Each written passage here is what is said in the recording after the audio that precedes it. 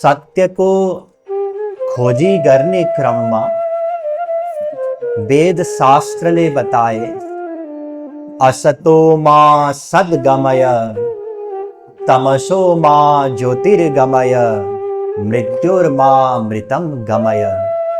बृहदारण्यको उपनिषदको मन्त्र हो यो 1:3:28।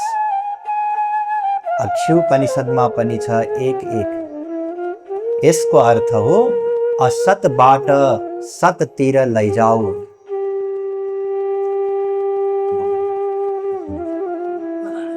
अंधकारबाट अर्थात जडताबाट प्रकाशतिर चैतन्यतातिर लैजाऊ र मृत्युबाट दुःखबाट अमरतातिर सुखतिर लैजाऊ। वेदले सत्यको खोजी गर्ने आज्ञा दिए। सत्य के हो त?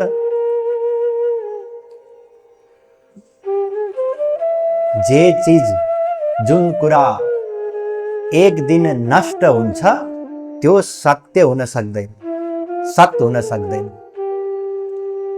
हामीले अहिले जुन कुराको लागि पुरै जीवन बिताइरहेका छौं ती सबै कुराहरू एक दिन हामीबाट छुट्छन्। शरीर नै रहँदैन एक दिन।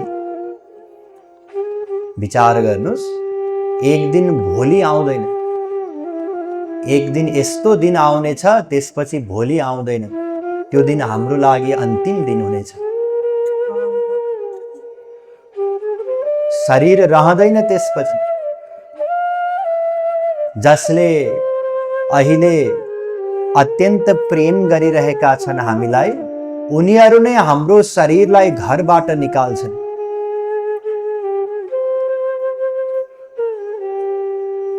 माटो बराबर पनि यो शरीरको मूल्य हुँदैन। किनकि माटोको पनि एउटा सुगन्ध हुन्छ।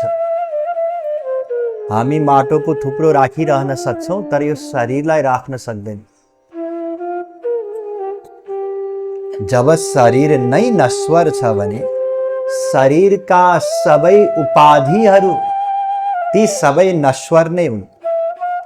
त्यसको लागि जतिसुकै मेहनत गरौँ हामी, म मेरो छोरालाई लायक बनाउँछु, ठुलो मान्छे बनाउँछु, त्यो छोरा पनि छुट्छ।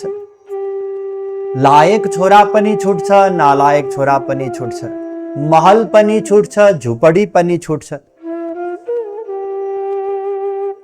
ज्ञानी रहेछ कोही, त्यसका सबै डिग्रीहरू पनि यही छुट्छन्। अर्को अनपढ रहेछ, अलिकति शिक्षा प्राप्त गरेको रहेछ, त्यो पनि छुट्छ। सबै सिपहरू छुट्छन्। यी सबै के हुन्? असत्य हुन्। सत्य के हो त? सत के हो? वेदले नै बताए 3वटा सत हुन्छन्। एतद् ज्ञेयं नित्यमेवात्म संस्थं नातः परं वेदितव्यं हि किंचित् भोक्ता भोग्यं प्रेरितारं च मत्वा सर्वं प्रोक्तं त्रिविधं ब्रह्ममेतत्। श्वेताश्वतरोपनिषद 1:12। नारद परिव्राजकोपनिषदमा पनि यो मन्त्र छ 9:11। यो मन्त्रले बतायो कि 3वटा सत छन्, 3वटा ब्रह्म छन्। एउटा के हो? भोक्ता अर्थात म, जीवात्मा, र अरु दुईटा, एउटा माया र एउटा भगवान।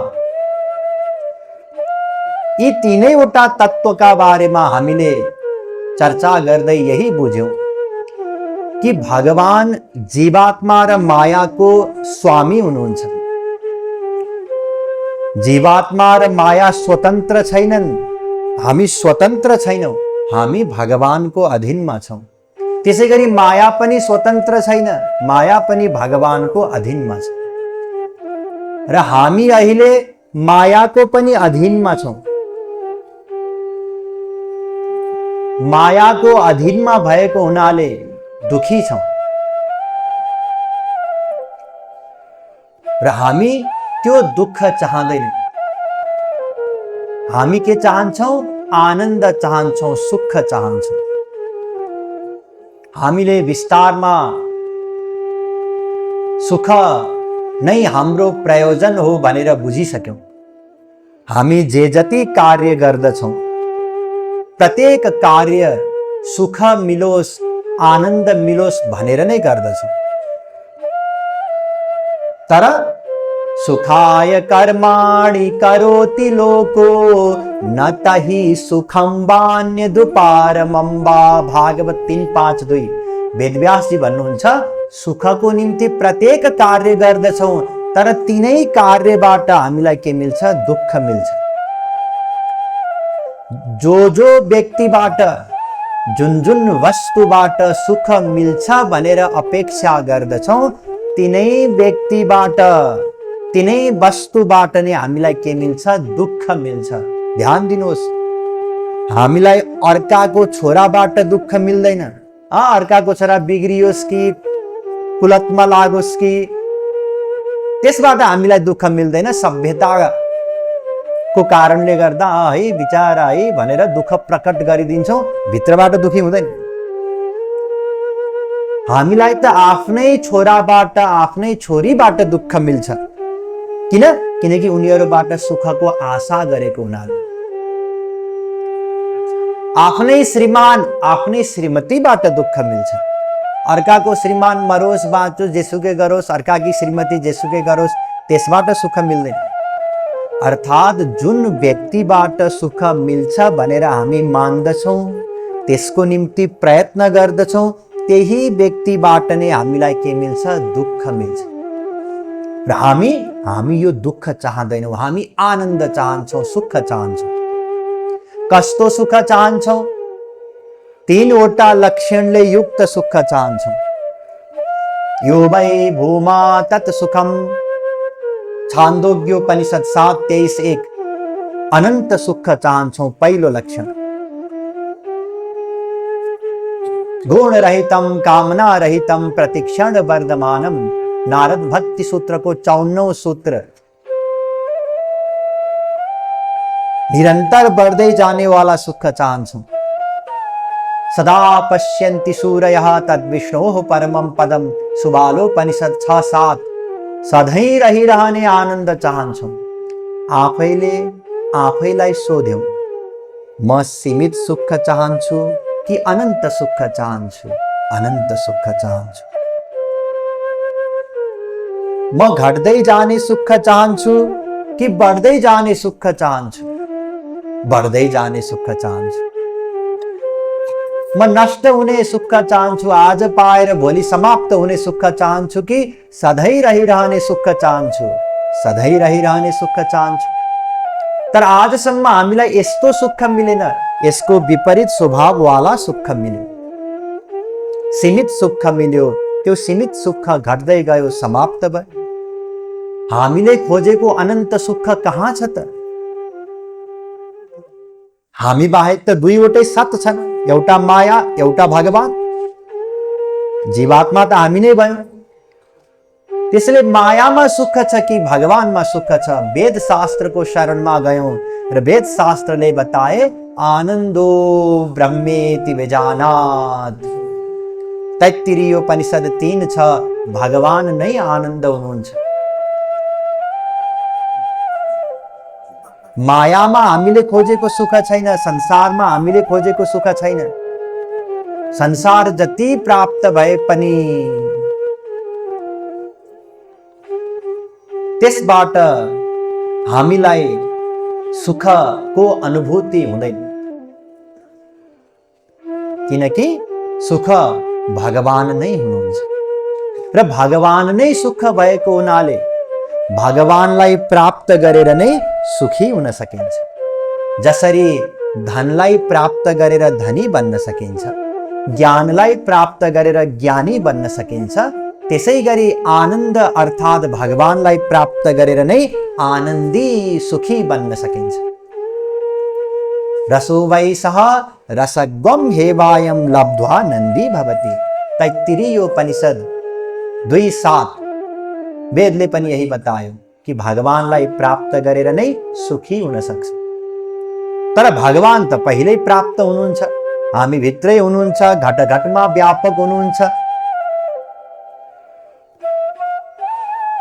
हामी भित्रै भए तापनि, प्राप्त नै भए तापनि उहाँलाई नजानेको कारणले गर्दा उहाँको त्यो अनन्त सुखको हामीलाई अनुभूति भएन, त्यसको लाभ लिन सकेन। प्रत्यक्ष नै कुनै उपकरण रहेछ, त्यसलाई हामीले चलाउनै जानेनौं भने त्यसको लाभ लिन सक्छौं? हाम्रै अगाडि छ त्यो उपकरण, हामीलाई ज्ञान नै छैन त्यसको बारेमा भने त्यसको लाभ त लिन सक्दैन। त्यसैगरी भगवान हामी भित्रै भएर पनि, सर्वत्र भएर पनि उहाँलाई नजानेको कारणले गर्दा त्यो अनन्त सुखको लाभ हामीले लिन सकेनौं। त्यसैले भगवानलाई जान्नु पर्यो। भगवानलाई जान्नको निम्ति सबैभन्दा पहिले 3 वटा संयोग मिल्नुपर्छ। आदि जगत गुरु श्री शंकराचार्यजीले बताउनु भयो, दुर्लभम त्रयमेवैतत् दैवानुग्रहकारकं मनुष्यत्वं मुमुक्षुत्वं महापुरुष संभव। यी 3वटा कुरा प्राप्त गर्नु पर्यो। पहिले मानव देह मिल्नु पर्यो, मनुष्य शरीर, भगवानलाई जान्ने इच्छा पनि हुन पर्यो, भोग पनि हुनु पर्यो, र कुनै वास्तविक गुरु मिल्नु पर्यो। यो जुन मानव देह हो, जुन हामी सबैलाई प्राप्त छ, यो अत्यन्त दुर्लभ शरीर हो।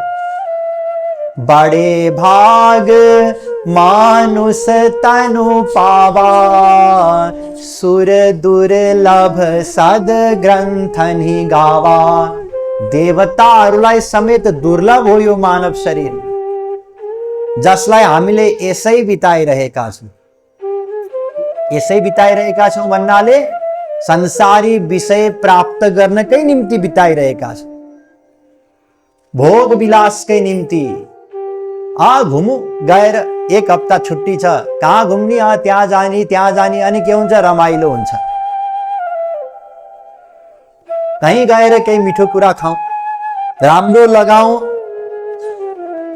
छन् त घरभरि साडी, त्यो लगाइसकेको छ, सबै साडीहरू प्रयोग भइसकेका छन् विवाहमा। अब एउटा विवाह आउँदैछ, केही न केही त नयाँ लगाएर जानु पर्यो। यसैको निम्ति पुरै जीवन बितायौं, पढ्नको निम्ति, विवाह गर्नको निम्ति, छोराछोरीको निम्ति, आफ्नो शरीरको निम्ति। तर आत्माको निम्ति, आफ्नो निम्ति हामीले ध्यान नै दिएनौं।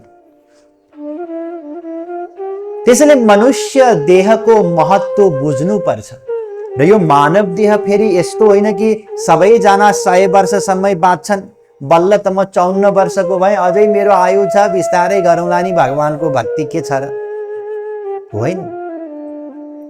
आज हट्टा कट्टा स्वस्थ थियो, अचानक राति हार्टफेल भयो, मर्यो। हार्टफेल पनि हुनु पर्दैन, यहाँबाट जाँदै थियो, बाटोमा एक्सिडेन्ट भयो, मर्यो।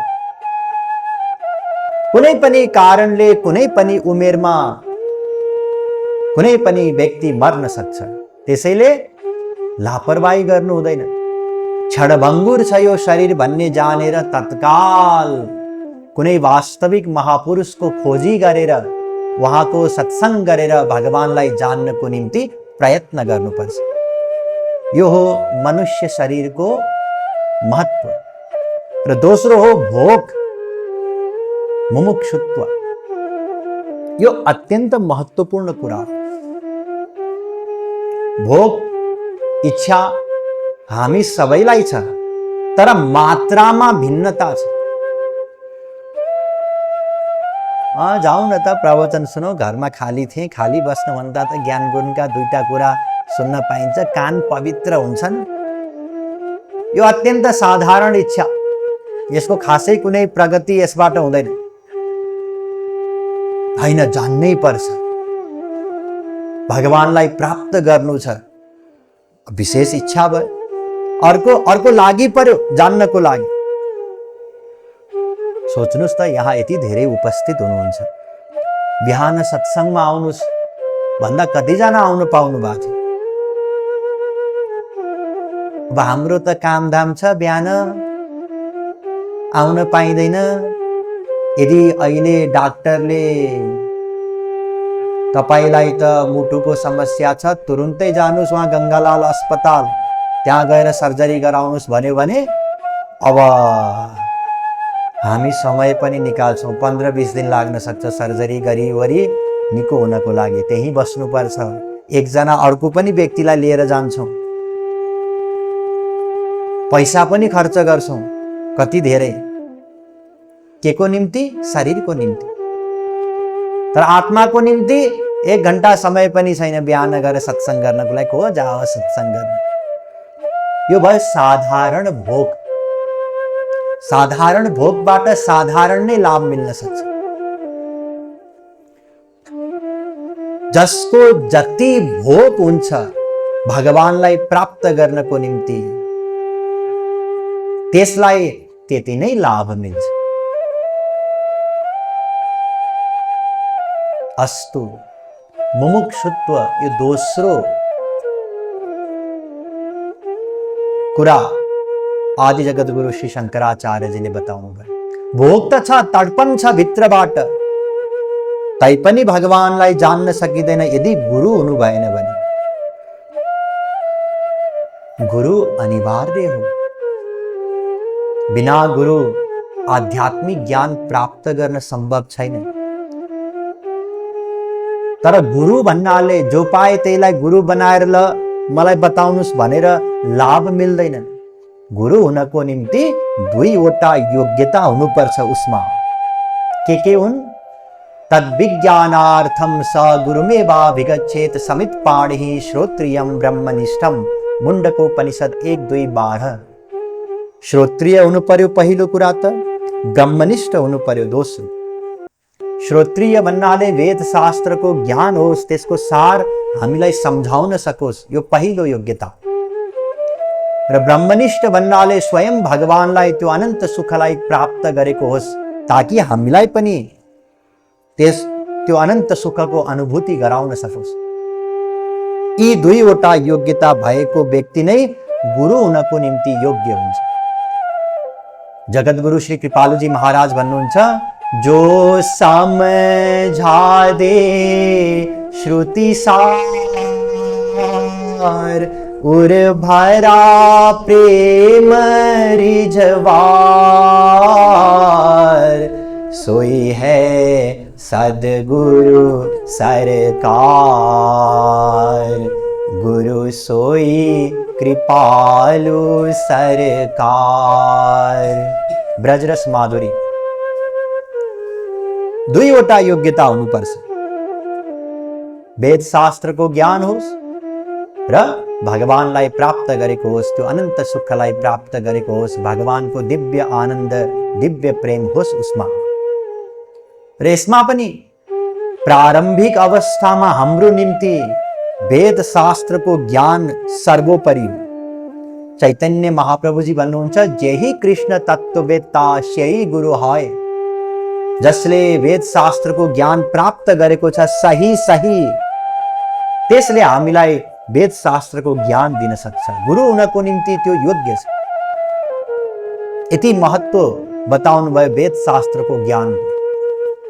अस्तु, यी 2वटा योग्यता हुनु पर्यो वास्तविक महापुरुषमा। कसरी चिन्ने को वास्तविक छ अथवा छैन? किनकि महापुरुष त सर्वोपरि हो। हामीले अस्ति चर्चा गरेका थियौं कि महापुरुष अर्थात् गुरु अनि भगवानमा कुनै भेद नै छैन। यद्यपि शास्त्रले भगवानको महिमा गाएका छन्, तर भगवान स्वयंले सन्तको, गुरुको, भक्तको महिमा गाउनु भएको छ। सन्तको, गुरुको, भक्तको स्थान मेरो भन्दा पनि श्रेष्ठ छ भगवानले बताउनु भएको छ।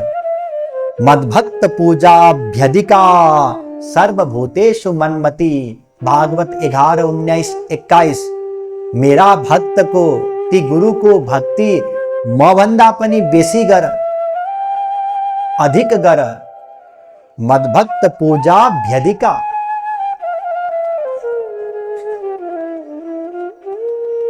भगवानलाई भन्दा पनि श्रेष्ठ मानेर गुरुको भक्ति गर्ने उपदेश स्वयं भगवानले दिनुभएको छ। तर यहाँ गुरुको तात्पर्य कानमा मन्त्र दिने, कुनै चमत्कार देखाउने या यसै कथा भन्दै हिँड्ने यस्तो गुरुको निम्ति होइन। गुरुको तात्पर्य हो श्रोत्रिय ब्रह्मनिष्ठ गुरु, जसलाई हामी हाम्रो बुद्धिद्वारा चिन्न जान्न सक्दैन। किनकि जसरी नर्सरीको विद्यार्थीले आफूलाई पढाउने शिक्षकको योग्यता जान्न सक्दैन, त्यसैगरी अहिले पनि हाम्रो स्थिति त्यस्तै छ।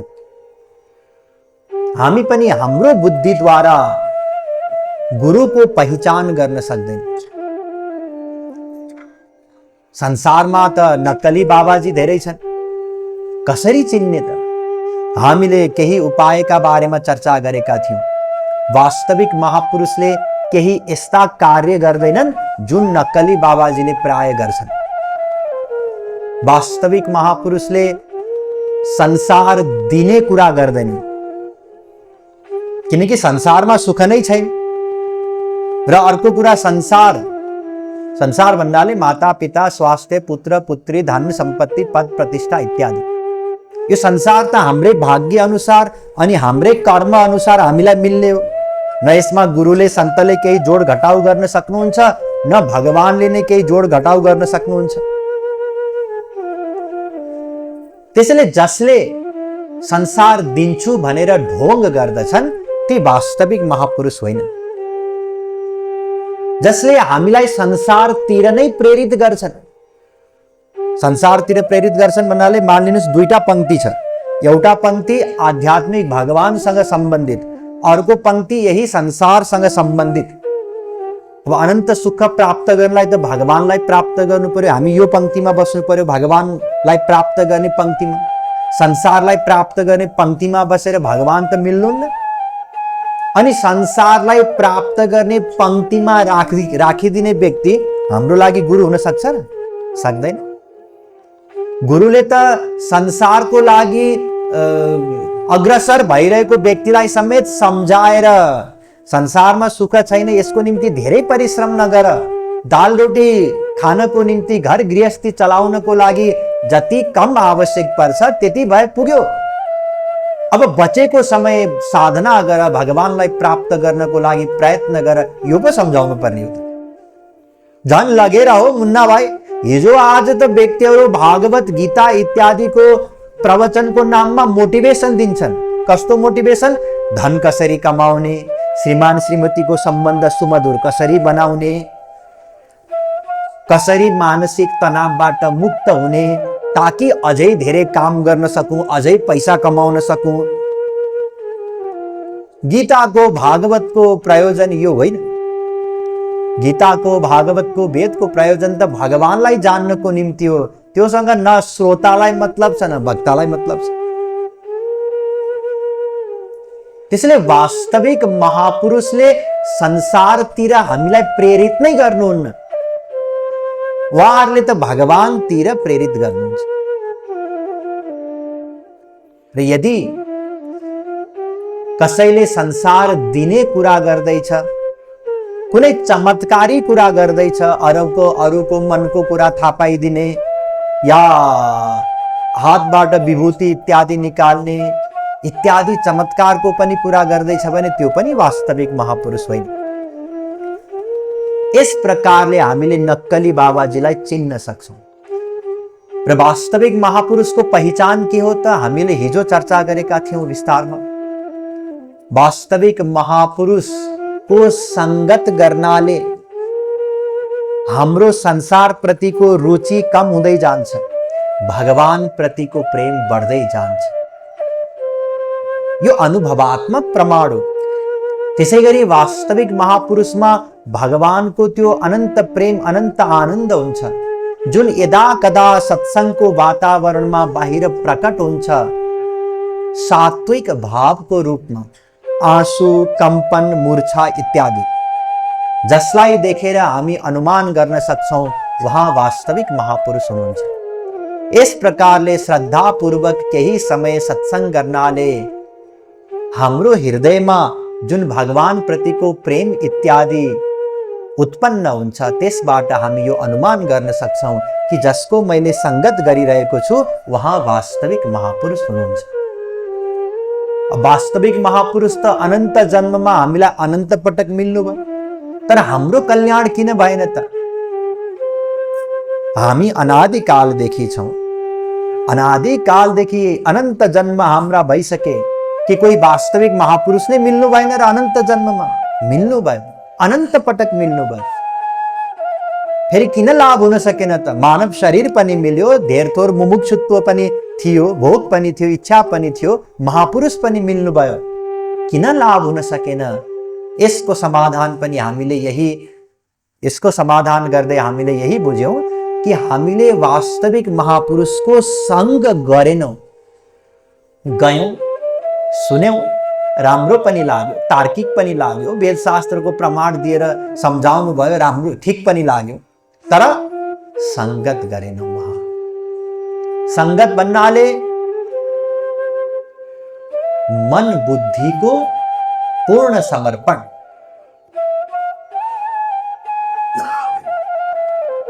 वास्तविक महापुरुष मिलिसकेपछि यदि मन बुद्धिको पूर्ण समर्पण गरेर उहाँले दिनुभएको उपदेशलाई ग्रहण गरेर त्यसको पालना गर्यौं भने बल्ल हाम्रो काम बन्छ।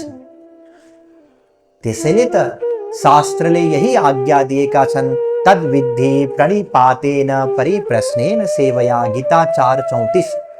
सबैभन्दा पहिले प्रणिपात भएर जाओ, महापुरुषको समीपमा जाँदा श्रद्धावान भएर जाओ, पूर्ण विश्वासका साथ श्रद्धायुक्त भएर गुरुको समीपमा गएर अनि सेवा पनि गर। देवर्षि नारदजीले हामी सबैलाई कल्याणको साधन बताउँदै भन्नुभएको छ, तदेव साध्यताम तदेव साध्यताम।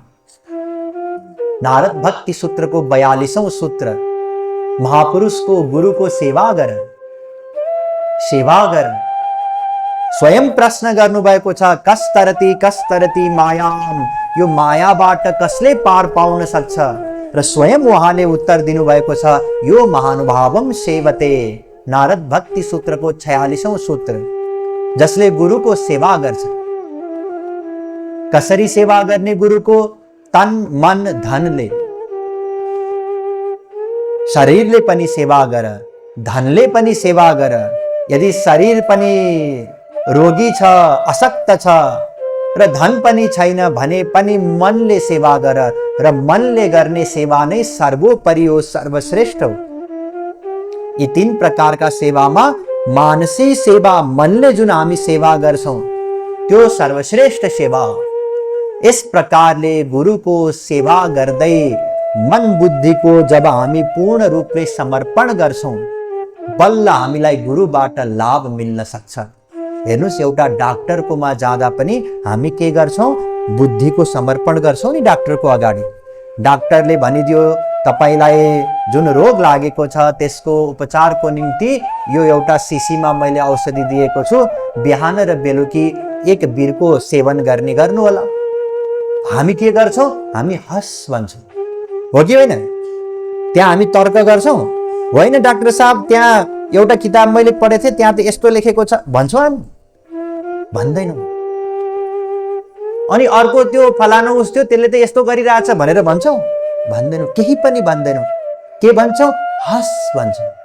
यही हो बुद्धिको समर्पण। डाक्टर साहब मेरो यत्रो ठुलो शरीर छ, 1 बिरको औषधिले के होला र 1 शीशी खाए भने त झ्याप्पै आजको भोलि नै ठीक हुन्छ होला भनेर कसैले तर्क गर्यो भने त्यसलाई त यो पागल भएछ भनेर त्यही 1-2 जना असिस्टेन्टले निकालिदिन्छन्। यही हामीले गर्नु छ। जब वास्तविक महापुरुष मिल्नुहुन्छ, मन बुद्धिको समर्पण, हस गुरुजी, यही हो साधना। जे उहाँले आज्ञा दिनुहुन्छ, आज्ञा समन सुसाहिब सेवा। तुलसीदास महाराजले बताउनु भयो, जे उहाँले आज्ञा दिनुहुन्छ त्यही आज्ञाको पालना गर्नुमा नै हाम्रो कल्याण छ। किनकि उहाँले जे पनि भन्नुहुन्छ आफ्नो लागि भन्नुहुन्न, किनकि उहाँको आफ्नो व्यक्तिगत त कुनै प्रयोजन नै छैन। तस्य कार्यम न विद्यते गीता 3:7। हाम्रो पो प्रयोजन छ त हामीलाई आनन्द पाउनु छ। उहाँले त आनन्द पाइसक्नु भयो, भगवानलाई प्राप्त गरिसक्नु भयो। अब उहाँले आफ्नो लागि केही गर्न बाँकी नै छैन। अब उहाँले जे पनि गर्नुहुन्छ बिचारा अरूको लागि गर्नुहुन्छ। हामीले त आफ्नो लागि गर्न सक्छौं, कहिलेकाहीँ यसो दया लाग्या जस्तो भयो भने अरूलाई पनि खाना खुवाइदिन सक्छौं। तर महापुरुषले आफ्नो लागि गर्नुपर्ने केही पनि छैन। त्यसैले उहाँले जे बताउनुहुन्छ, मैले अस्ति बताएको थिएँ, रत्नाकरजीलाई भन्नुभयो मरा मरा भन्दै जानु, रत्नाकरजीले भन्नुभयो हस्, प्रश्न गर्नु भएन।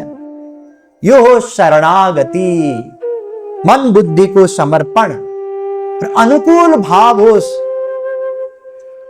सदा आनुकूल्यस्य संकल्पः प्रातिकूल्यस्य वर्जनम, प्रतिकूल चिन्तन हुन नपाओस्। गुरुको कुनै पनि कार्यमा व्यवहारमा र उहाँको आज्ञाको पालना गर्दै गयौं भने अब हाम्रो कल्याण निश्चित छ। तर यदि गरेनौं भने त फेरि हाम्रो कल्याण हुँदैन। फेरि अनन्त सन्त मिलिरहौं, अनन्त पटक प्रवचन हामी सुनिरहौं। त्यसैले सही संग गर्न जरुरी छ।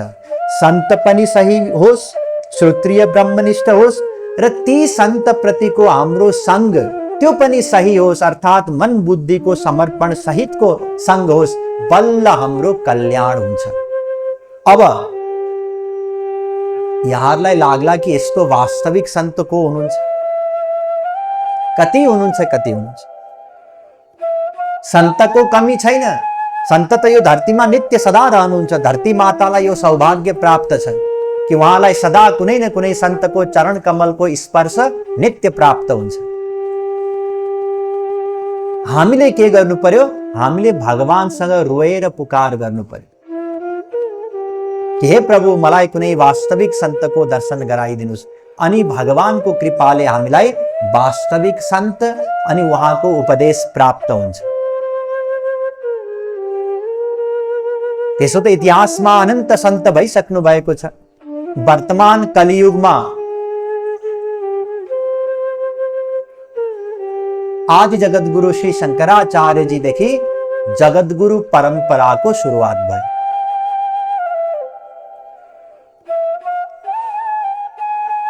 कलियुगको प्रभावले गर्दा व्यक्तिहरूले सन्तको जस्तै भेष बनाएर यसै अधिकार नभए पनि उपदेश दिन थाले, जसले गर्दा हामी जस्तो सर्वसाधारणलाई समस्या उत्पन्न हुन गयो। किनकि हामी त सन्तको योग्यता चिन्न सक्दैन। त्यसैले त्यति बेला विद्वानहरूले यो निर्णय गरे कि जो श्रोत्रिय ब्रह्मनिष्ठ छन् र जसले एउटा आध्यात्मिक क्रान्ति, एउटा सिद्धान्त प्रतिपादन गर्दछन्, उनीहरूलाई हामीले जगद्गुरुको रूपमा स्वीकार गरौँ, ताकि यदि कुनै जगद्गुरु सँग भेट भयो या उहाँको उपदेश सुनियो भने अब हामीलाई कुनै सन्देह नै रहँदैन। हाम्रो सुविधाको निम्ति उहाँहरूले जगद्गुरु परम्पराको सुरुवात गर्नुभयो। यद्यपि जगद्गुरु त स्वयं भगवान श्री कृष्ण हुनुहुन्छ। शास्त्रमा ब्रह्माजी, विष्णुजी, शंकरजीलाई पनि जगद्गुरु शब्दद्वारा सम्बोधित गरिएको छ। जगद्गुरु भन्नाले यो जगतका गुरु भगवान नै हुनुहुन्छ। तर हाम्रो कल्याणको निम्ति सन्तहरूले कलियुगमा आदि जगद्गुरु श्री शंकराचार्यजीलाई प्रथम मूल जगद्गुरुको उपाधिले विभूषित गरे र उहाँले 4वटा मठ बनाउनु भयो, जुन मठमा आसीन उत्तराधिकारीहरूलाई पनि जगद्गुरु भन्ने गरियो। तर उहाँहरू मूल जगद्गुरु हुनुहुन्न। मूल जगद्गुरु आदि जगद्गुरु श्री शंकराचार्यजी हुनुहुन्छ। त्यसपछि आदि जगद्गुरु श्री निम्बार्काचार्यजी, जगद्गुरु श्री रामानुजाचार्यजी र जगद्गुरु श्री माधवाचार्यजी गरेर 4वटा मूल जगद्गुरुहरू भइसक्नु भएको थियो। जो माधवाचार्यजी हुनुहुन्छ, लगभग 700 वर्ष अगाडि वहाँ हुनुहुन्थ्यो र त्यस यता अरू कोही पनि जगद्गुरु हुनुभएको थिएन। सन् 1957 मकर संक्रान्तिको दिन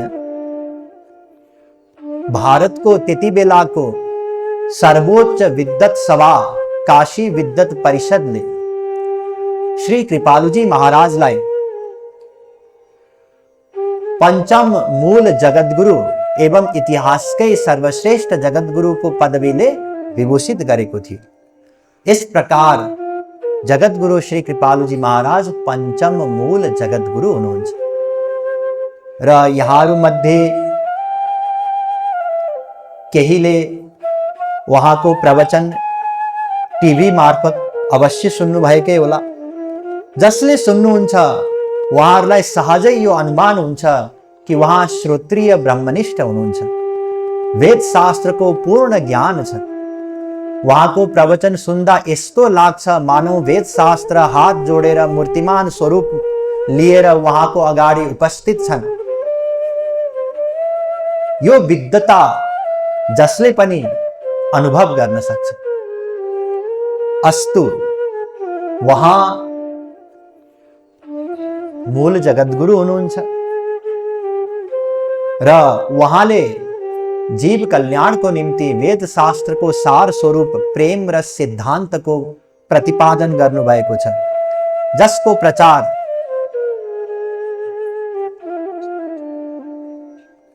उहाँका अनेकौं प्रचारकहरूले गरिरहनु भएको छ र उहाँका सुपुत्र हुनुहुन्छ श्री श्री घनश्याम दास जी महाराज, जसको आज्ञा अनुसार मैले सनातन धर्मको प्रचार कार्य गरिरहेको छु।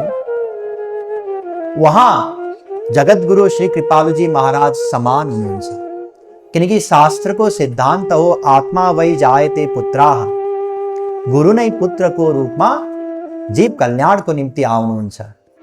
अतः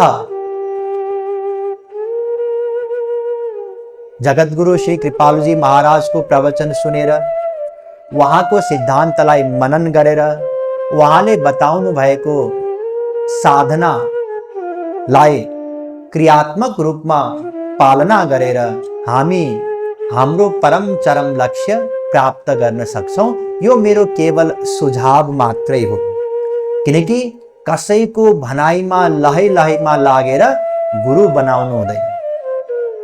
गुरु बनाउनको निम्ति आफ्नो अनुभव चाहिन्छ। त्यसैले यहाँहरूले पनि भगवानसँग रोएर प्रार्थना गर्नुहोस्, पुकार गर्नुहोस्। त्यसपछि भगवानले नै हृदयमा प्रेरणा दिनुहुन्छ। उहाँले नै कुनै वास्तविक महापुरुषसँग यहाँहरूलाई मिलाइदिनुहुन्छ र अनि उहाँले बताए अनुसार साधना गर्नुहोस् र जुन उपाय भगवानलाई जान्नको निम्ति जुन उपाय मलाई मेरा गुरुदेवले बताउनु भएको छ, म त्यही उपाय यहाँहरू समक्ष प्रस्तुत गर्न जाँदैछु। सावधान हुनुहोला। हेर्नुस्, हामीलाई त भगवानलाई जान्नु छ, किनकि भगवानलाई जानेर नै भगवानलाई प्राप्त गर्न सकिन्छ। तर हामीले जान्न सकेका छैनौं। के उपाय छ त भगवानलाई जान्नको निम्ति? सबैभन्दा पहिले भगवानलाई हामीले किन जान्न सकेनौं यसको बारेमा बुझौं, किनकि कारण बुझ्यौं भने अनि समाधान गर्न सजिलो हुन्छ। आखिर किन जान्न सकेनौं त भगवानलाई हामीले? अनन्त जन्म हाम्रा बिते, अनन्त सन्त मिल्नु भयो, धेर थोर साधना आफ्नो आफ्नो हिसाबले हामीले अनन्त जन्ममा गर्यौं नै, वर्तमान जन्ममा पनि केही न केही हामी सबैले गरिरहेका छौं। किन जान्न सकेनौं त भगवानलाई? यसको रहस्य बुझौं। हामीले भगवानलाई यसकारण जान्न सकेनौं र यसकारण जान्न सक्दैनौं, मतलब भविष्यमा पनि जान्न सक्दैनौं, किनकि भगवान इन्द्रिय मन बुद्धि भन्दा पर हुनुहुन्छ। इंद्रियभ्य परा अर्थार्थे विश्व परम मनः मनसस्तु परा बुद्धिर बुद्धिर आत्मा महान परः महतः परम अव्यक्तम अव्यक्तात् पुरुषः पर पुरुषान्न परम किंचित साकाष्ठा सा परा गति। कठोपनिषद 1:3-10 1:3-11 वेद भन्दछ भगवान इन्द्रिय मन बुद्धि भन्दा पर हुनुहुन्छ। हामीसँग जान्नको लागि यिनै तीनवटा त साधन छन्, एउटा इन्द्रिय, अनि एउटा मन, अनि बुद्धि। इन्द्रिय भन्नाले जस्तै आँखाले देख्यो यो पहेँलो हो कि हरियो हो, मनले संकल्प विकल्प गर्छ, त्यसपछि बुद्धिले डिसिजन दिन्छ यो पहेँलो हो। यस प्रकारले हामीले कुनै विषयको बारेमा ज्ञान प्राप्त गर्छौँ, इन्द्रिय, मन र बुद्धिद्वारा, यी तीनैवटाद्वारा। तर भगवान इन्द्रिय मन बुद्धि भन्दा पर हुनुहुन्छ। संसारमै पनि कयौं चीज हाम्रो इन्द्रिय भन्दा पर छन्, जस्तै कयौं विकिरणहरू, रेडिएसनहरू, अल्ट्राभायोलेट रेज इत्यादि हामी हाम्रो आँखाले देख्न सक्दैनौँ। किनकि हाम्रो आँखा भन्दा त्यो पर हो, आँखाको क्षमता भन्दा त्यो परको, त्यसैले हामी आँखा भएर पनि त्यसलाई देख्न सक्दैनौँ। कयौं आवाज हामी सुन्न सक्दैनौँ, कुकुरले सुन्न सक्छ तर हामी सुन्न सक्दैनौँ। किनकि त्यो हाम्रो कानको क्षमता भन्दा परको विषय हो। गन्ध पनि कयौं गन्ध हामी अनुभव नै गर्न सक्दैनौँ, किनकि त्यो हाम्रो क्षमता भन्दा पर हो, इन्द्रियको क्षमता भन्दा पर। र भगवान इन्द्रिय मन बुद्धि भन्दा पर हुनुहुन्छ। जसरी एउटा बच्चा काम दोष भन्दा पर छ नि त, अहिले उसलाई कामको बारेमा केही पनि थाहा छैन। म आमाको पनि छोरा हुँ, बुवाको पनि छोरा हुँ, कसरी हुँ उसले बिचारा बुझ्न सक्दैन अहिले, किनकि काम दोष छैन उसमा। रट्न सक्ला, रट्नु अलग कुरा हो, तर बुझ्न सक्दैन। त्यसै गरी अहिले भगवान इन्द्रिय मन बुद्धि भन्दा पर भएको हुनाले हामी भगवानलाई यो आँखाले देख्न सक्दैन। भगवानलाई देख्नको निम्ति अर्कै आँखा चाहिन्छ, दिव्य आँखा। भगवानलाई सुन्नको निम्ति यो कानले सुन्न सम्भव छैन, दिव्य कान चाहिन्छ। भगवानलाई जान्नको निम्ति हाम्रो यो प्राकृत बुद्धिद्वारा, मायिक बुद्धिद्वारा सम्भव छैन, दिव्य बुद्धि चाहिन्छ। भगवानले अर्जुनलाई दिव्य बुद्धि दिनुभयो, दिव्य दृष्टि दिनुभयो, अनि अर्जुनले भगवानको असली स्वरूप देखे, जाने। त्यसैले भगवान इन्द्रिय मन बुद्धि भन्दा पर भएको हुनाले हामी जतिसुकै प्रयत्न गरे पनि न अयमात्मा प्रवचनेन लभ्यो न मेधयान बहुना श्रुतेन। कठोपनिषद 1:2-23। प्रवचन सुनिराखौं, यसै गरी सधैँ सुनिराखौं, भगवानलाई जान्न सक्दैन। अनुसन्धान गरौं, म तपस्या गर्छु, नाहम वेदैर न तपसा न दानेन न चेज्यया। 11:53 गीता। केही मिल्दैन, भगवानलाई हामी जान्न सक्दैनौं। स्वाभाविक हो, भगवान इन्द्रिय मन बुद्धि भन्दा नै पर हुनुहुन्छ भने हाम्रा सबै साधनहरू के हुन्, व्यर्थ हुन्। कुनै पनि उपायद्वारा हामी भगवानलाई जान्न सक्दैनौँ। र अर्को कुरा, भगवान दिव्य हुनुहुन्छ। दिव्यो ह्यमृतः पुरुषः, मुण्डकोपनिषद 2:1-2। जन्म कर्म च मे दिव्यम, 4:9 गीता। भगवान दिव्य हुनुहुन्छ र हाम्रा इन्द्रिय मन र बुद्धि के हुन्, प्राकृत हुन्, मायाले बनेका हुन्। ध्यान दिनु होला, अलग अलग जगत हुन्छन्।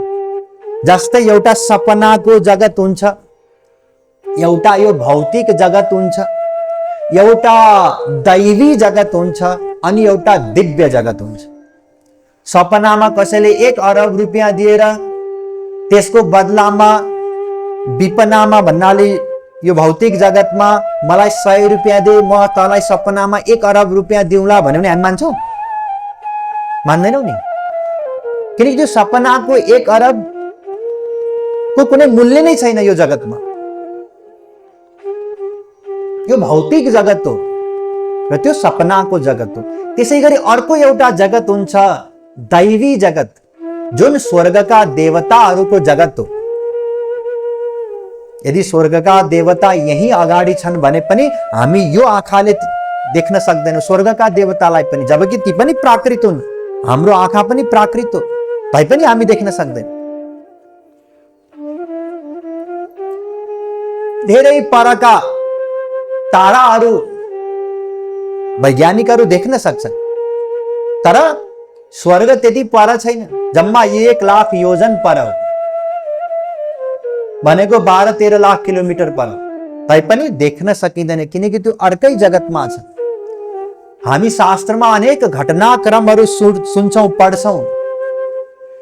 सुमेरु पर्वत छ अरे, यति विशाल छ कि हिजो आज हामीले चिनेका यी एसिया, अफ्रिका, अमेरिका सब मिलाउँदाखेरि पनि त्योभन्दा पनि ठुलो पहाड हो त्यो। त्यत्रो ठुलो पहाड भएको भए त देखिनु पर्ने कुनै न कुनै बेला, तर देख्न सकिँदैन। किनकि त्यो दैवी जगतमा छ। दैवी जगतमा अनेक प्रकारका घटनाक्रमहरू चलिरहन्छन्, त्यसलाई हामी देख्न सक्दैनौँ। देवासुर संग्राम होला,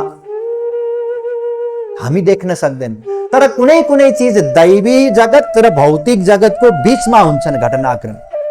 जस्तै इन्द्र आए, अहिल्या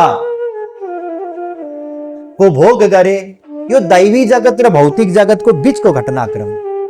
शास्त्रमा अनेक प्रकारका घटनाक्रम हुन्छन्, केही केवल भौतिक जगतका मात्रै विषय छन्, केही दैवी जगतका मात्रै विषय छन्, केही दिव्य जगतका मात्रै विषय छन्, केही दिव्य र दैवी जगतको बीचको घटनाक्रम छ।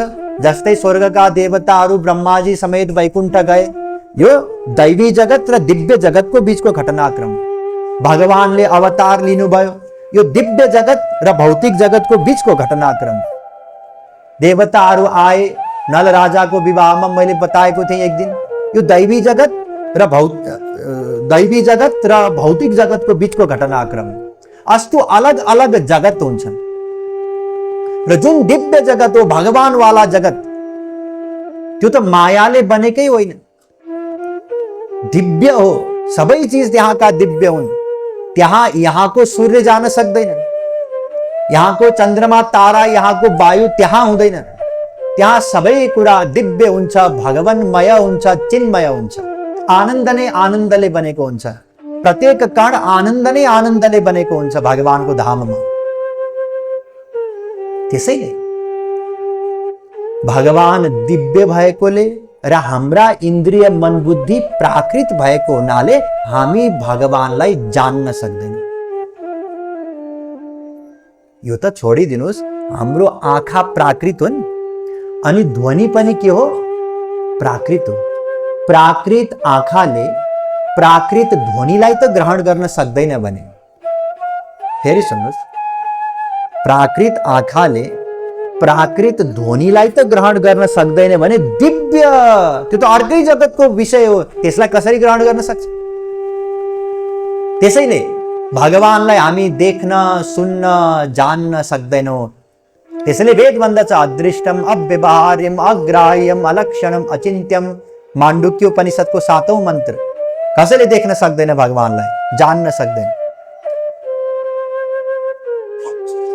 स्वयं भगवानले बताउनु भएको छ, माम तु वेदन कश्चन, मलाई कसैले जान्न सक्दैन।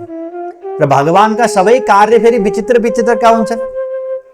बिनु पग चलै, सुनै बिनु काना, कर बिनु कर्म करै विधि नाना।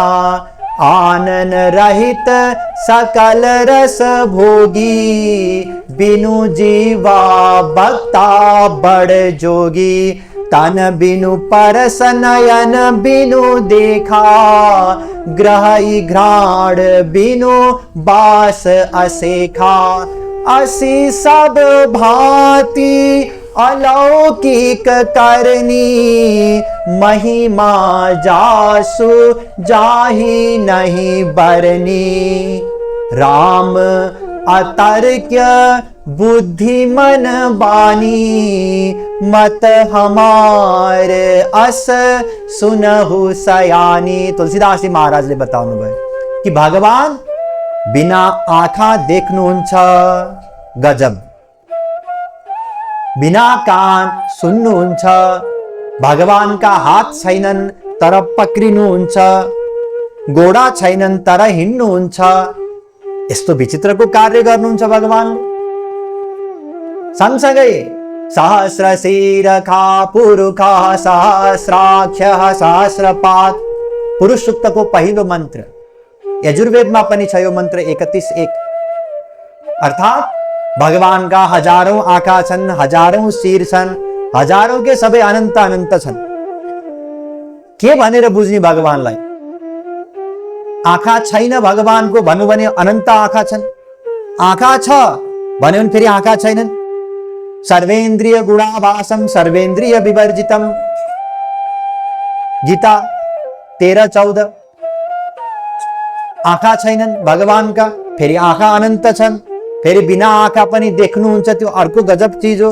फेरि त्यही आँखाले देख्नुहुन्छ पनि, आँखाले नै सुन्नुहुन्छ, आँखाले नै सोच्नुहुन्छ, आँखाले नै डिसिजन लिनुहुन्छ, आँखाले नै हिँड्नुहुन्छ, सबै कार्य आँखाले नै गर्न सक्नुहुन्छ, बिना आँखा पनि गर्न सक्नुहुन्छ। यस्तो विचित्र हुनुहुन्छ भगवान, जसको बारेमा हामी हाम्रो बुद्धिद्वारा जान्न सक्दैनौँ।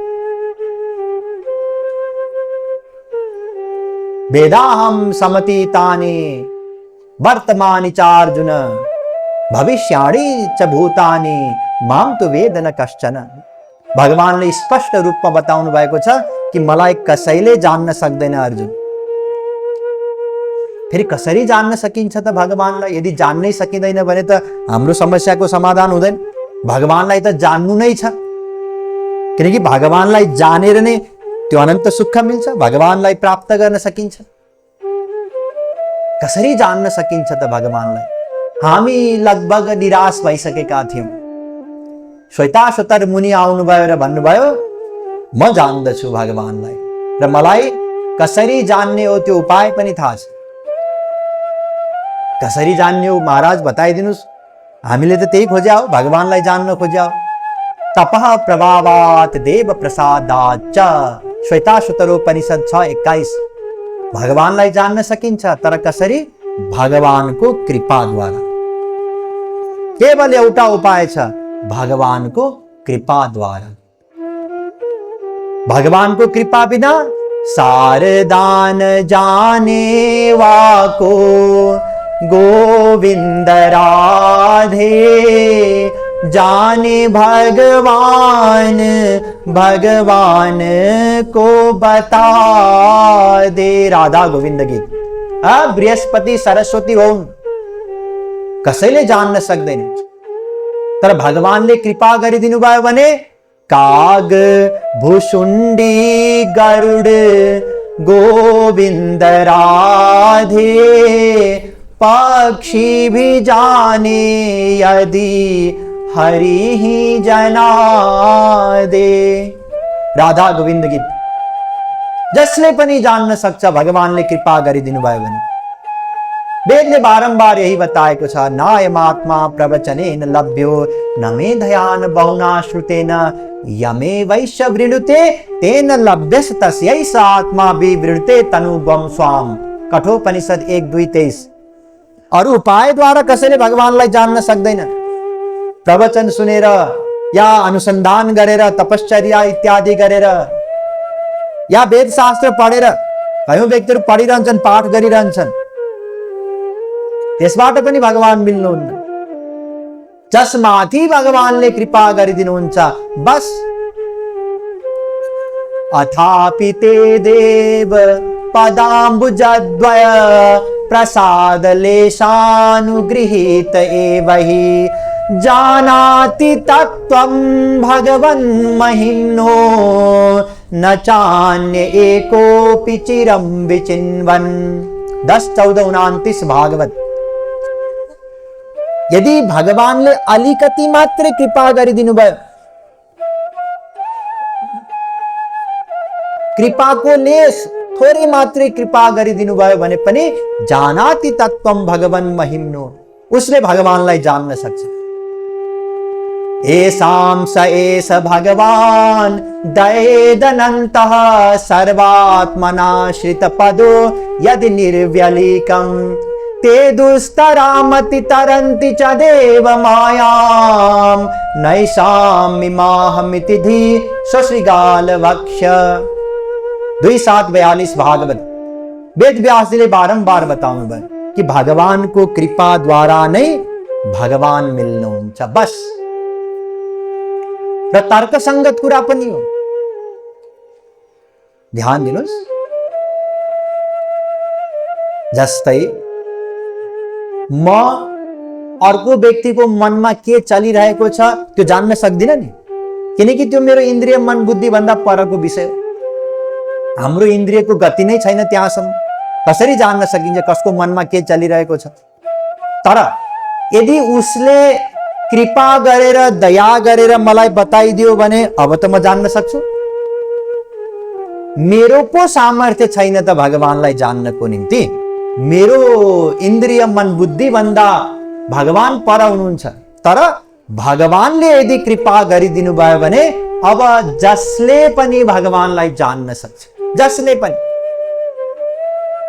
त्यसैले भगवानलाई जान्नको निम्ति केवल केवल केवल एउटा उपाय छ, र त्यो हो भगवानको कृपा। अरु कुनै साधनद्वारा भगवान मिल्नुहुन्न। यदि कुनै पनि साधनद्वारा भगवान मिल्नु भयो भने भगवान त त्यो साधन भन्दा सानो हुनुहुन्छ नि। यदि कसैले आफ्नो बुद्धिद्वारा भगवानलाई जान्न सक्यो भने भगवान त यो त्यो बुद्धि भन्दा पनि सानो हुनुहुन्छ। त्यसैले तर्कद्वारा पनि हामी यही बुझ्न सक्छौं कि भगवानलाई हामी हाम्रो बुद्धिद्वारा हाम्रो प्रयत्नद्वारा जान्न सक्दैनौँ।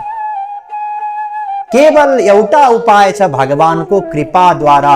यो शब्द याद गर्नु होला, भगवत कृपा, भगवानको कृपा या कृपा, कृपा दया। कसरी जान्न सकिन्छ भगवानलाई? कसैले प्रश्न गर्ला या भोलि मैले पनि प्रश्न गरौँला, उत्तर के रहेछ? भगवानको कृपाद्वारा जान्न सकिन्छ। अब एउटा शंका उत्पन्न हुन सक्छ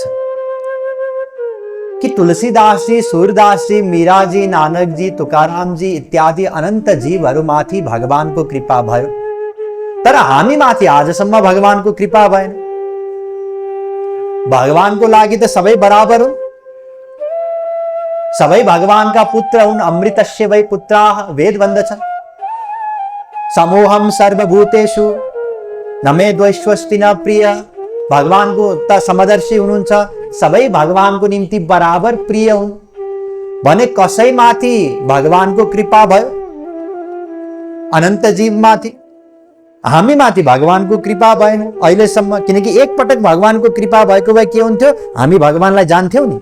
एकपटक जानेको भए के हुन्थ्यो? त्यो अनन्त सुख मिल्थ्यो, हामी सधैँका लागि सुखी हुन्थ्यौं। कहाँ रोएर बस्थ्यौं रहेछ हाय हाय भन्दै। त्यसैले हामी माथि भगवानको कृपा भएन, यो अनौठो कुरा आयो। किन भएन त भगवानको कृपा हामी माथि? अब यसको बारेमा थाहा पाउनु पर्यो। कसरी मिल्छ भगवानको कृपा? हेर्नुस्, भगवानको कृपा प्राप्त गर्नको लागि भगवानको एउटा शर्त छ। त्यो शर्तको नाम हो शरणागति। भगवानको कृपा प्राप्त गर्नको लागि के गर्नुपर्छ? भगवानको शरणमा जानुपर्छ। तोदशेव शरण आमहस्य, ऋग्वेद 1:151।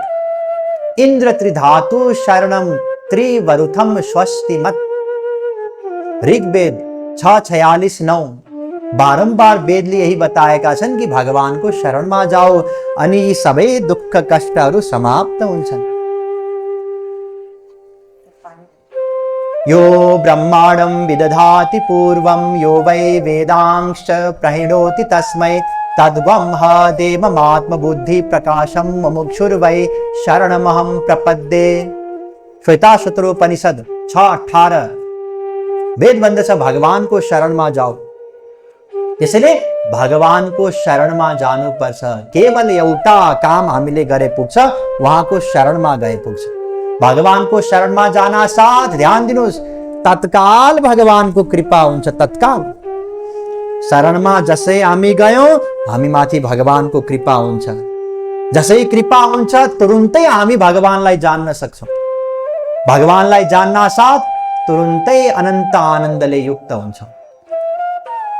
मामेकमेव शरणमात्मानं सर्वदेहिनां याहि सर्वात्म भावेन मया स्याह्य कुतो भय। भगवान ने बताउनु भयो कि मेरो शरणमा आओ हर प्रकारले। यहाँहरूले गीता त सुन्नुभएकै होला।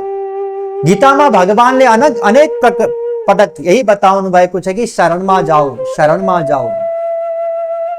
मत प्रसादादवाप्नोति शाश्वतम पदमव्ययम। यहाँ पनि आयो कृपा द्वारा मिल्छ। मत चित्तः सर्वभूतानि मत प्रसादात् तरिष्यसि। मेरो कृपा द्वारा 1856 1858 गीता। तर यो कृपा प्राप्त गर्नको लागि अर्जुन तमेव शरणं गच्छ सर्वभावेन भारत। 1862 सबैभन्दा पहिले के गर, शरणमा जाऊ भगवानको। तमेव शरणं गच्छ सर्वभावेन भारत। अनि तत्प्रसादात् बल्ल भगवानको कृपा मिल्छ अनि पराम शान्तिम स्थानम प्राप्स्यसि शाश्वतम। 1862 गीता। पहिले भगवानको शरणमा जाओ अनि बल्ल भगवानको कृपा मिल्छ। त्यसैले भगवानको शरणमा जानु छ। सर्वधर्मान् परित्यज्य मामेकं शरणं व्रज अहं त्वां सर्व पापेभ्यो मोक्षयिष्यामि मा शुच। 1866 गीता। सब धर्मलाई त्याग गरेर केवल मेरो शरणमा आऊ अर्जुन। र भगवान यति दयालु हुनुहुन्छ कि शरणमा जाना साथ हाम्रा अनन्त पाप सबै क्षमा गरिदिनुहुन्छ। संसारमा त यस्तो हुँदैन। कुनै अपराधीले हे जज साहब, न्यायाधीश श्रीमानज्यू, म अब हजुरको शरणमा आएँ, म अब सधैँ यो देशको संविधान कानुन इत्यादि जे छन् सब मान्छु, एउटा पनि गल्ती गर्दिन, मेरा पुराना अपराध क्षमा गरिदिनुस् भन्यो भने कसैले क्षमा गर्छ र? गर्दैन। तर भगवान यति दयालु हुनुहुन्छ कि उहाँले हाम्रा सबै पाप क्षमा गरिदिनुहुन्छ। के गर्नाले? उहाँको शरणमा जानाले। केवल हामी शरणमा गए पुग्छ। शरणमा जाना साथ तत्काल भगवानले कृपा गरिदिनुहुन्छ। हामीले अरू केही गर्नै पर्दैन। बुद्धं शरणं गच्छामि, धम्मं शरणं गच्छामि, संघं शरणं गच्छामि। शरणागतिको यो सिद्धान्त बौद्ध दर्शनमा पनि छ। शरणागत भविने हित वत्सल तुही कृपा रस सिन्धु नमो। जैन धर्ममा पनि यही सिद्धान्त छ। नानक दास सदा शरणाई। गुरु नानक जीले पनि यही बताउनु भयो। सिख धर्ममा पनि शरणागतिकै उपदेश छ। नारायण करुणामय शरणम करबाडी तावकौ चरणौ। आदि जगत गुरु श्री शंकराचार्यजीले पनि बताउनु भयो शरणमा जानु छ। त्यसैले भगवानको शरणमा जानु पर्छ हामीले पनि। के को निम्ति? भगवानको कृपा प्राप्त गर्नको निम्ति। शरणमा जानुको मतलब के हो? मन बुद्धिको समर्पण। शरणागति केले गर्ने? मन बुद्धिले गर्ने। किनकि हिजो हामीले विस्तारमा चर्चा गर्यौं नि, प्रत्येक कर्मको कर्ता के हो? मन हो, मन। त्यसैले शरणमा पनि केले जानुपर्छ? मनले। भगवानको प्रतिमा मूर्तिको अगाडि साष्टाङ्ग दण्डवत गर्यौं, यो शरणागति होइन। यो त शरीरको शरणागति हो। शरीरको शरणागतिको कुनै महत्व छैन। शरणागति केले गर्नुपर्छ? मनले गर्नुपर्छ। किनकि प्रत्येक कर्मको कर्ता मन हो। हिजो हामीले विस्तारमा बुझिसक्यौं। बन्धन मोक्ष का गोविंद राधे, कारण एक मात्र मन है बता दे। राधा गोविंद गीत। बंधन र मोक्षको एकमात्र कारण मन हो। मन नै प्रत्येक कर्मको कर्ता हो। त्यसैले मनले नै साधना गर्नुपर्छ। ईश्वरीय जगतमा शरीरको कर्मको कुनै हिसाब हुँदैन, मनको कर्मको हिसाब हुन्छ। त्यसैले शरणागति केले गर्नुपर्छ? मनले गर्नुपर्छ। अब ध्यान दिनुस्, शरणागतिको अभिप्राय के हो? दृष्टान्तद्वारा बुझौँ। हामी जाडो याममा कोठाभित्र कठाङ्ग्रिएर बसिरहेका छौँ। बाहिर न्यानो घाम लागिरहेको छ। हामीलाई के गर्नु पर्यो? बाहिर आँगनमा गए भयो या छतमा गए भयो, यति गरे पुग्यो। र यही गर्नुको नाम नै के हो? शरणागति। त्यसैले कसैलाई लाग्न सक्छ कि भगवान पनि मतलबी हुनुहुँदो रहेछ, स्वार्थी हुनुहुँदो रहेछ, शरणमा गसी मात्रै कृपा गर्नुहुँदो रहेछ। यो नसोच्नु होला। शरणमा जानु भनेको त बाहिर आँगनमा निस्किए समान नै हो। हामीले आँगनमा निस्किएर सूर्य पनि स्वार्थी रहेछन्, आँगनमा आइज बल्ल ताप दिन्छु भन्छन्, भन्न पाइन्छ र पाइँदैन नि। सूर्यको ताप त निशुल्क हो, सबैलाई यसै हो। त्यसैगरी भगवानको कृपा पनि सबै माथि छ, हामी सबै माथि। The wind of his grace is always blowing, what you need to do is unfurl your sail. Ramakrishna परमहंसजीले बताउनुभयो। जसरी निरन्तर पानी परिरहेको छ, भगवानको कृपामा कमी छैन, हामी माथि पनि त्यो कृपा भइरहेको छ वास्तवमा त। तर हाम्रो भाँडो घोप्टिएको छ। अब जतिसुकै पानी परे पनि त्यो भाँडो भरिन्छ र? भरिँदैन। जतिसुकै भगवानले कृपा गरे पनि जबसम्म हामी शरणमा जाँदैनौँ, अर्थात् त्यो घैँटो घोप्टिएको घैँटोलाई उठाउँदैनौँ, तबसम्म त्यो कृपाको लाभ हामी माथि मिल्दैन। त्यसैले भगवान मतलबी स्वार्थी हुनुहुन्न। उहाँले त बिचारा सबै बच्चाहरू माथि, हामी सबै माथि निरन्तर कृपा गरिरहनु भएको छ। खाली त्यो कृपाको लाभ लिनको निम्ति सन्मुख हुनु पर्यो, भगवानको शरणमा जानु पर्यो। शरणमा जाना साथ तुरुन्तै त्यो कृपाको लाभ लिन सक्छौं। त्यो कृपा मिल्ना साथ तुरुन्तै भगवानलाई जान्न सक्छौं। र भगवानलाई जान्न साथ अनादिकालदेखिको जुन हाम्रो दुःखको सिलसिला हो, त्यो सिलसिला तत्काल समाप्त हुन्छ र सधैँका लागि अनन्त सुख प्राप्ति हुन्छ। अब भगवानको शरणमा जाने उपाय के हो त? साधन के हो? ध्यान दिनु होला। भगवानलाई जान्ने उपाय त बुझौं। कुनै वास्तविक महापुरुषको शरणमा गइसकेपछि महापुरुषले उपदेश दिनुहुन्छ नि भगवानलाई जान्ने उपाय। त्यो उपाय के रहेछ? भगवत कृपा र शरणागति। भगवानलाई कसरी जान्न सकिन्छ? भगवानको कृपाद्वारा। त्यो कृपा कसरी मिल्छ? भगवानको शरणमा गएर। यो सिलसिला नबिर्सिनु होला। सिलसिला सबैले याद राख्नु होला। हामी अनन्त मात्राको प्रतिक्षण बढ्दै जाने, सधैँ रहिरहने आनन्द चाहन्छौँ। त्यो आनन्द भगवान नै हुनुहुन्छ।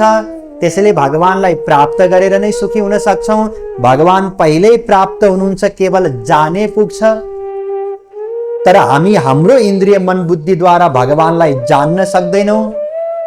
भगवानले जसमाथि कृपा गरिदिनुहुन्छ उसैले भगवानलाई जान्न सक्छ। त्यो कृपा प्राप्त गर्नको लागि भगवानको शरणमा जानुपर्छ।